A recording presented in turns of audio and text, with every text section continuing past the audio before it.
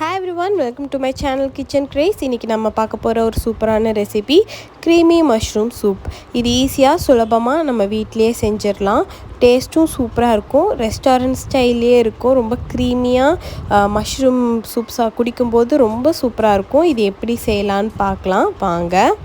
இதுக்கு நான் இன்னைக்கு 200 கிராம் மஷ்ரூம் எடுத்துர்க்கேன். அந்த மஷ்ரூமை இப்படி குட்டி குட்டி பீசஸா கட் பண்ணி வச்சுக்கிறேன். இந்த மாதிரி சைஸில் நான் வந்து கட் பண்ணிக்கிறேன். ஏன்னா நம்ம திருப்பியும் நம்ம வந்து அதை பேனில் போட்டு சாட்டே பண்ணும்போது இன்னுமே அது வற்றும். ஸோ அதனால் இந்த சைஸ்க்கு நம்ம கட் பண்ணி எடுத்துக்கிட்டால் போதும்.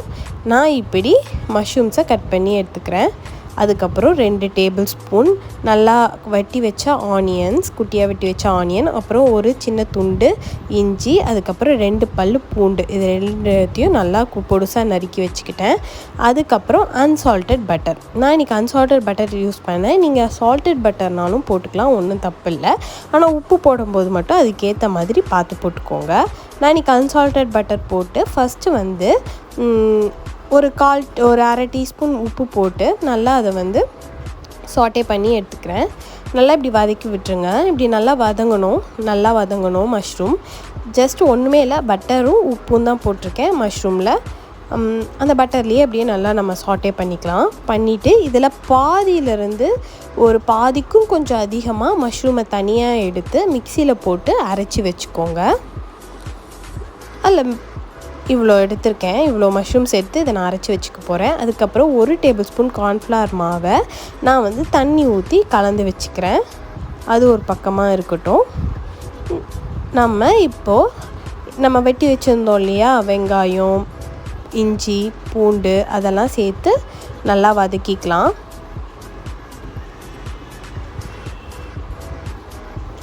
நல்லா வதங்கின பிறகு நம்ம மஷ்ரூம் பேஸ்ட்டாக அரைச்சி வச்சுருந்தோம்ல, அந்த பேஸ்ட்டையும் ஆட் பண்ணி நல்லா வதக்கி விட்டுருங்க.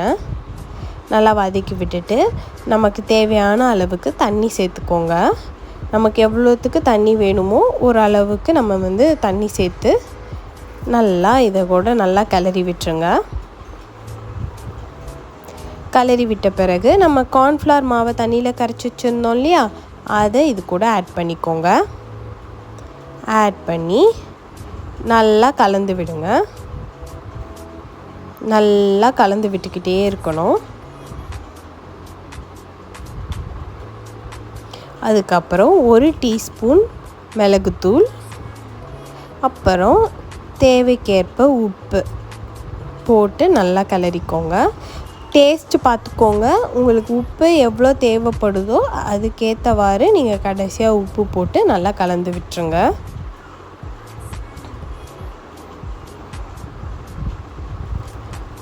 நல்லா இப்படி கலந்து விட்டுருங்க. நல்லா இப்படி கலந்து விட்டுட்டே இருக்க அந்த சூப் வந்து கொஞ்சம் நல்லா க்ரீமியாக கொஞ்சம் திக்காகிட்டு வரும். இப்போ நான் சேர்க்க போகிறது 2 டேபிள் ஸ்பூன் ஃப்ரெஷ் க்ரீம். இந்த ஃப்ரெஷ் க்ரீம் நான் வீட்லேயே செஞ்சது. இது எப்படி செய்யணும் அப்படின்றத நான் டிஸ்கிரிப்ஷனில் லிங்க் கொடுக்குறேன். அதை பார்த்துக்கோங்க.